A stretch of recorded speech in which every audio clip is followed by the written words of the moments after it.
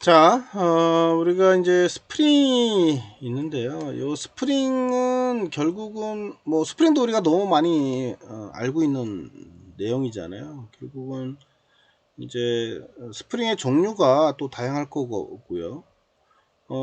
스프링은 결국은 탄성 성질이 있을 건데, 요 탄성체라고 하는 거는 우리가 주로 이제 하중을 받으면 변형이 일어나게 된다는 거죠.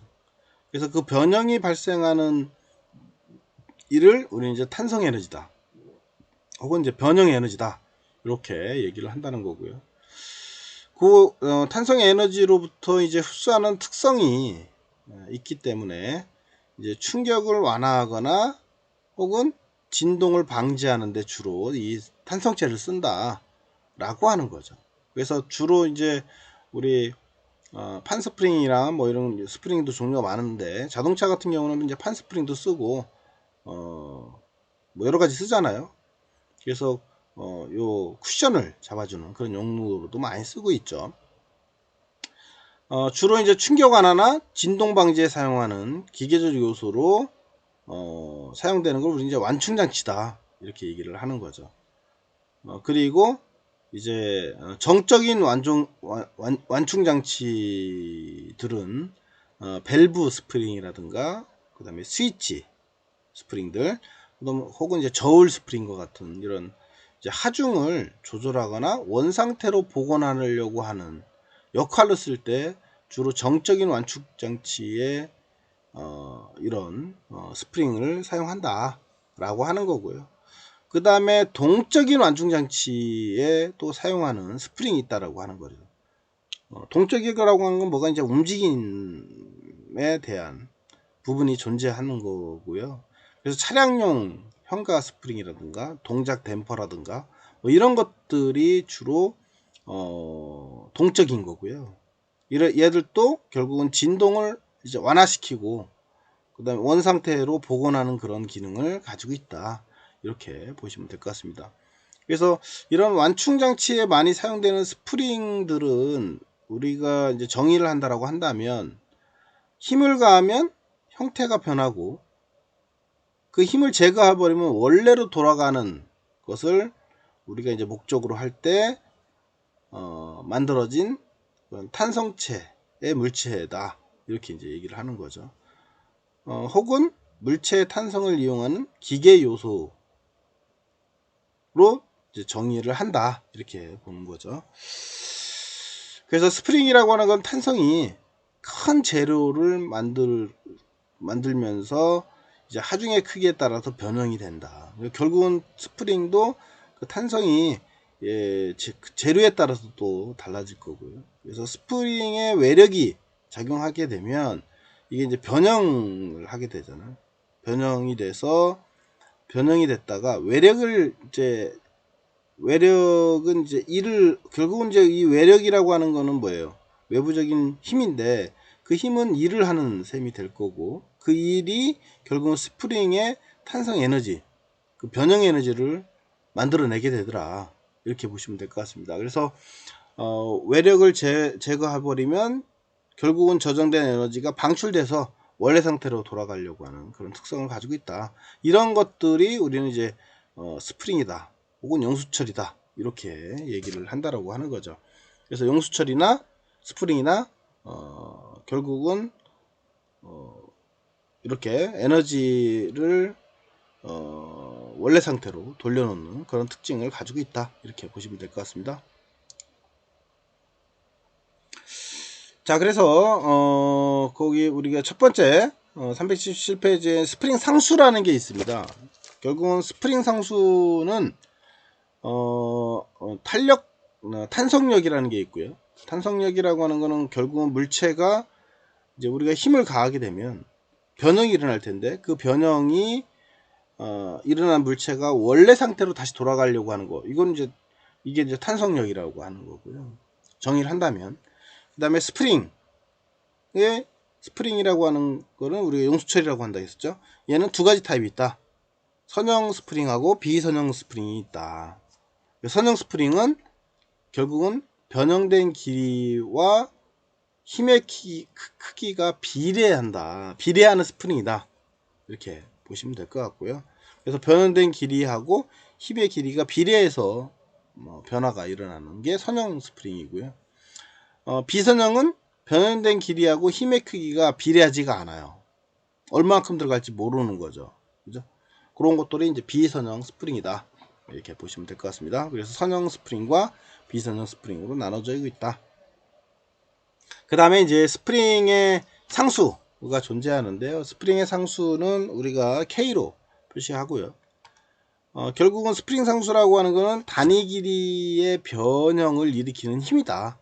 단위 길이가 존재할 거고 그 단위 길이를 변형시키는 힘을 우리는 이제 스프링 상수라고 보시면 될 것 같고요.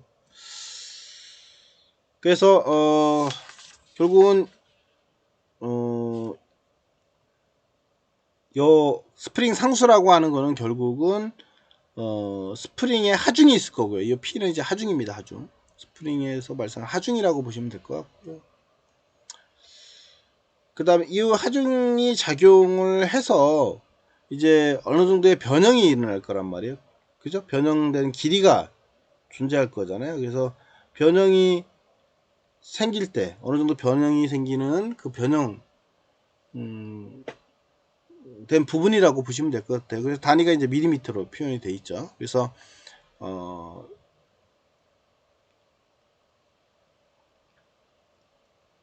결국은 스프링의 이제 이 하중을 변형률로 나눈 게 이제 스프링 상수다. 이렇게 보시면 될 것 같습니다.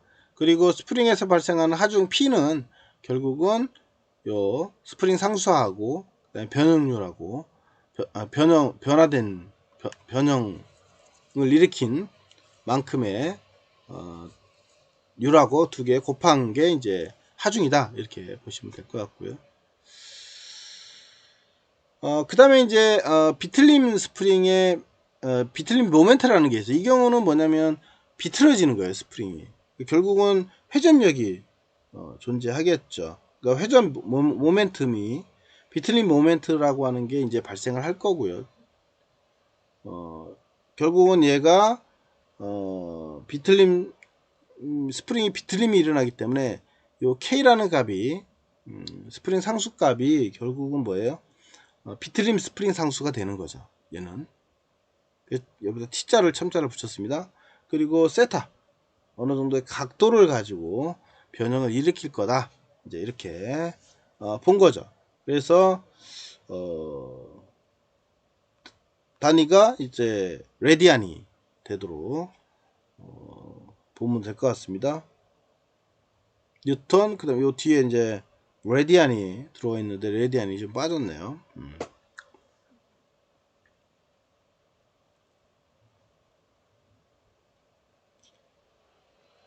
결국은 스프링 상수가 이제 그렇게 난다고 보시면 될 것 같습니다. 그 다음에 이제 훅 법칙. 훅 법칙은 거기 뭐 378페이지도 나와 있긴 하지만 이제 X축이라고 하는 축에 스프링의 길이가 있고요. 그 길이 방향하고 평행하게 잡고 있는 S축의 스프링의 길이 방향과 평행하게 잡고 있고요. 두 개가. 그리고 평행 상태에 위치를 우리가 이제 원점 x가 0인 점이에요. 좌표로 보면 0으로 잡고 봤을 때 두 개가 평행인 상태인 거를 표현하는 거를 우리 훅법칙이다 이렇게 본 거예요. 그래서 f라고 하는 거는 결국은 k 상수였었죠, 그죠? 스프링 상수. 그다음 x는 x값 좌표값이 되겠죠. 그래서 이 경우는 결국은 변이 x하고 그리고 복원력이라고 하는 f하고의 방향이 서로 반대다 이렇게 보시면 될 것 같아요. 이 마이너스라고 하는 거는 마이너스 값은 여기서 방향성을 의미를 하고 있습니다. 자, 그 다음에 이제 스프링의 조합을 보면 결국은 스프링의 연결을 우리가 이 병렬로 두 개를 연결했느냐 아니면 직렬로 두 개를 연결했느냐의 차이에 따라서 스프링 상수하고 이런 게 이제 차이가 생긴다는 거죠. 당연히 힘도 차이가 있을 거고요. 그래서 병렬인 경우는 스프링 상수가 결국은 두 개의 스프링이 있는 거기 때문에 두 개의 스프링 상수가 더해진 거하고 똑같다, 이렇게 보시면 될 것 같습니다. 그렇겠죠, 당연히. 2임과 2임이 두 개가 더해져야 되겠죠.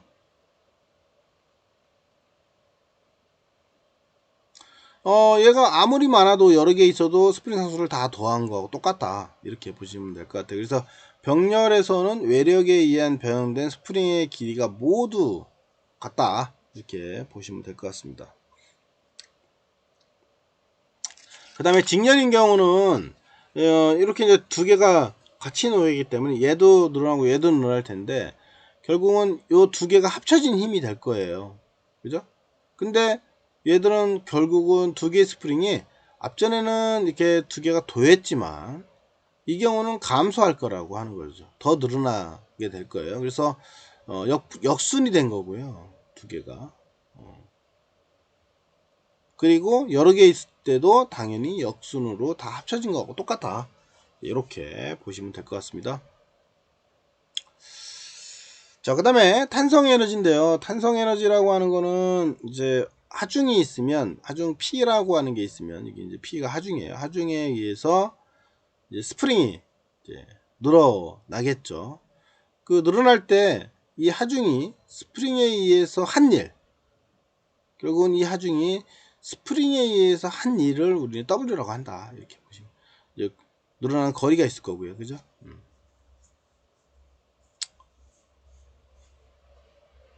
그래서 여기서 스프링 상수 K 값이 있을 거고요.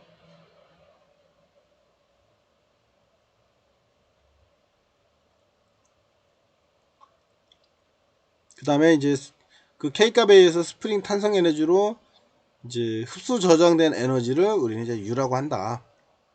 U는 결국은 이제 W가 되겠죠. 스프링에 대해서 한 일이니까. 그리고 F라고 하는 거는 상수하고 그 다음에 X하고 표현하면 되겠다. 그래서 변형된 스프링이 다시 처음 상태로 돌아가려면 결국은 스프링이라고 하는 거는 외부에 의해서 이미 저장된 에너지만큼의 일을 이제 수행하게 된다 라고 하는 거죠. 뭐 결론은 그런 거고요. 탄성 에너지라고 하는 거는 어떤 의미를 갖는지 이해를 좀 해놨으면 좋겠습니다.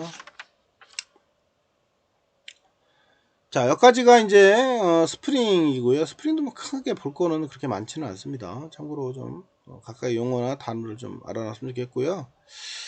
그 다음에 12장인데 12장은 이제 압력 용기에 대해서 나옵니다. 압력 용기라고 하는 거는 결국은 용기인데 뭔가 담는 용도로 쓰는 거잖아요. 우리가 많이 본 가스탱크라든가 보일러 탱크, 그 다음에 화학공장 같은 데 쓰는 이런 뭐 탱크들, 그 다음에 이제 수압기나 뭐 이런 것처럼 고체의 유체를 담아 놓는 그런 용기를 우리는 이제 압력 용기라고 한다 라고 하는 거죠. 그러니까 요런 압력 용기가 만들어질 때 그 안에 뭐가 들어가느냐 에 따라서 요 압력 용기를 제작하는 게 다 달라진다 라고 보시면 될 것 같고요. 이 압력 용기는 결국은 화학공업을 비롯해서 여러 분야, 산업 분야에서 사용되고 있고요. 사용 조건에 따라서 구조나 이런 게 다르다.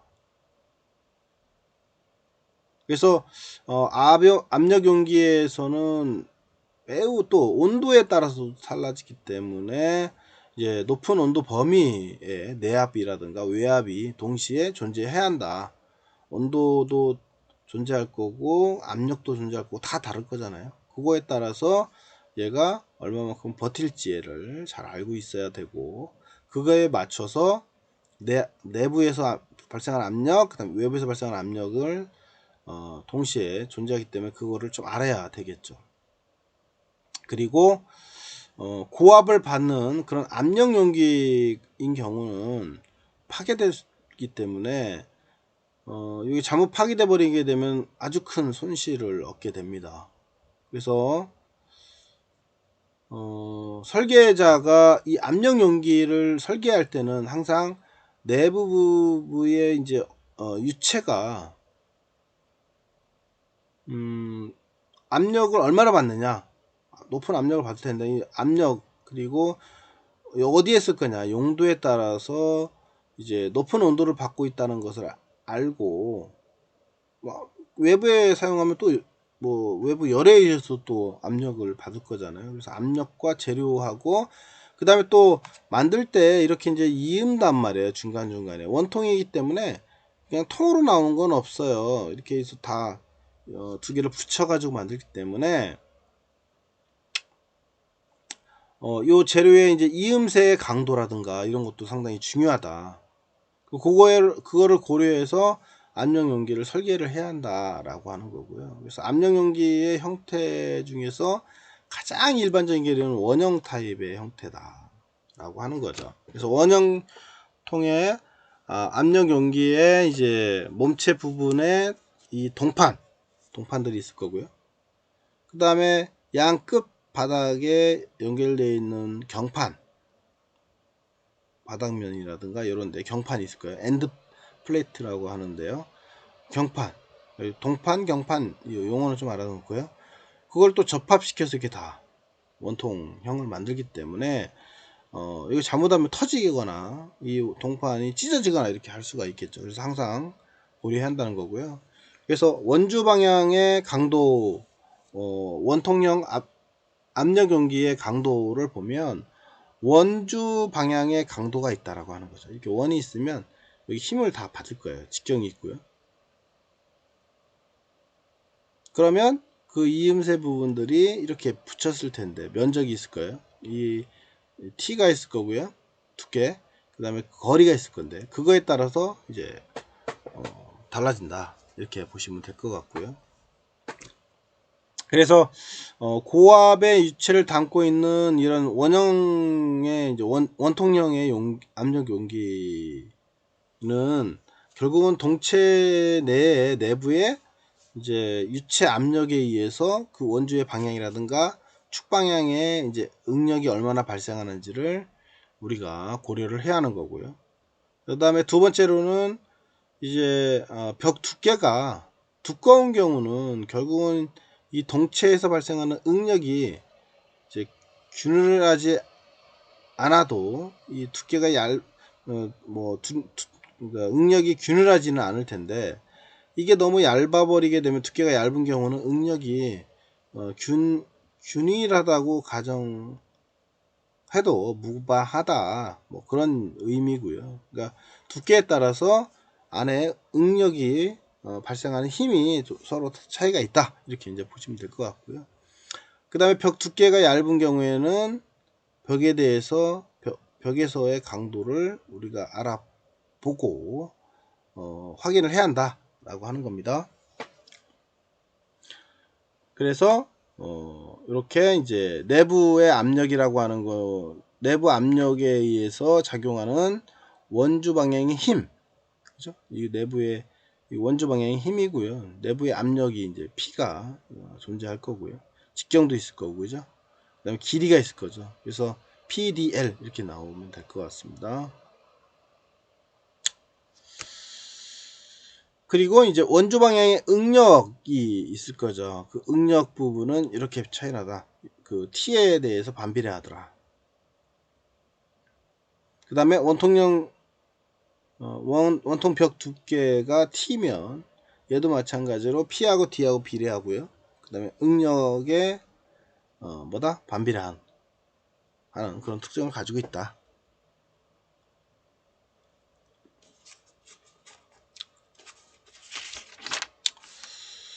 자, 그래서 391페이지에 이제 뭐 거기 보시면 축 방향의 강도에 대해서 언급이 되어 있고요. 나머지는 책을 좀 읽어 보시면 될 것 같습니다. 그래서 축 방향 응력하고 압력의 힘하고의 관계를 표시를 한 거고요.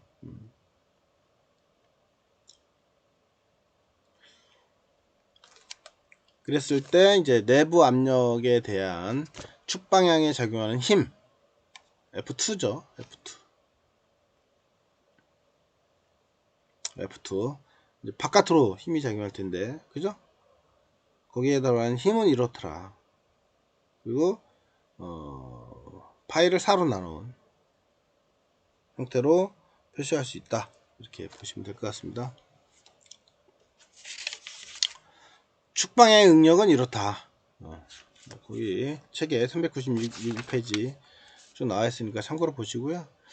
여기에 나와 있는 뭐 수식들도 그냥 참고로 보세요. 안전율이라고 하는 거는 결국은 뭐다? 허용 응력하고 기준 강도에 따라서 달라진다 라고 하는 거 알아두시고요. 그 다음에 이제 허용 응력이라고 하는 거는 기준 강도하고의 차이가 이런 차이를 갖고 있다. 그리고 안전율하고는 반비례 관계를 갖고 있다. 이렇게 보시면 될 것 같고요. 그 다음에 설계 기준 응력은 원주 방향의 응력하고 관계가 있는데, 얘는 S 안전율하고 그 다음에 기준 강도하고의 B로 표시를 할 수 있다. 이렇게 보시면 될 것 같고요. 그 다음에 이음 효율은 그냥 뭐 참고로 보세요. 이거는 큰 의미 없고요. 그 다음에 벽 두께 T, 그 다음에 부식에 대한 여유 치수를 고려해서 벽 두께를 선정한다. 그러니까 결국은 부식이 생길 수가 있잖아요. 안에 그 부식에 대한 여유치를 항상 고려를 하자. 그래서 여유치 플러스를 반드시 고려해서 벽 두께를 결정을 해야 한다 라고 하는 거고요. 재료의 허용 안전 응력이 바로 이렇게 나오더라. 상당히 중요한 내용입니다. 이건 꼭 알아두도록 하시고요. 그리고 압착용기의 강도에 따라서 결국은 안에가 이제 터지게 되는데, 관자지름의 파손 정도는 결국은 두께 T가 있을 거고요. T가 같고 얇은 압력을 받는 그런 원통은 지름이 D가 클수록 응력이 크게 된다. 그래서 파괴되기가 쉽다 라고 하는 거죠. 결국은 지름이 커지면 커질수록 응력을 크게 받기 때문에 파괴될 수 있는 확률이 더 높다, 이렇게 본 거예요. 작은 경우하고 큰 경우를 두 개를 비교해서 그림을 나타낸 거고요.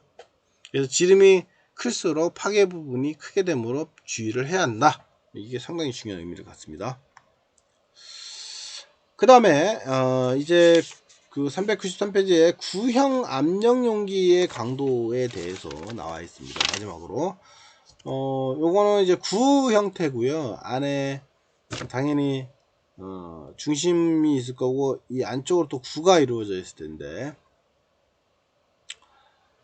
이런 구 형태는 그 얇은 두께의 구형인 경우 압력 용기를 반으로 잘라내서 용기의 강도를 구해보면 됩니다. 그래서 구를 반절 잘라서 하시면 된다 이거죠. 그래서 응력 작용 면적하고 그 다음에 힘하고 이런 것들이 이제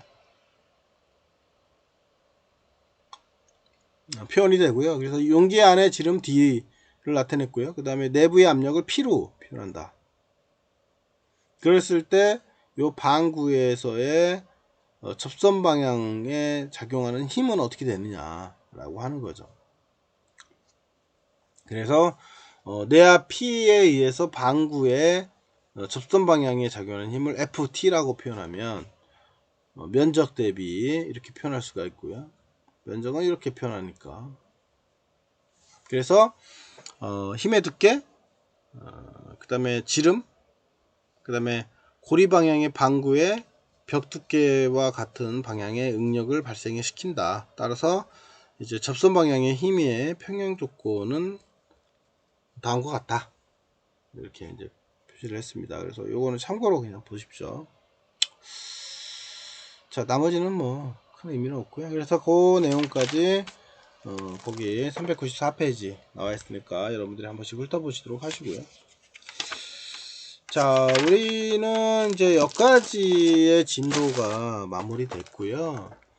아까 처음에도 얘기했던 것처럼 복잡한 수식들은 뭐 굳이 우리가 다 알 필요는 없을 것 같고요. 이런 차이가 있구나, 그리고 이런 특징이 있구나, 이런 정도까지 알아는 걸 넣고요. 각각의 용어 중요하니까 잘 정리를 해 놓도록 그렇게 했으면 좋겠습니다. 자, 여기까지 해서 마무리 하고요. 다음 시간에 기말고사 부분은 설명을 해 드리도록 그렇게 하겠습니다.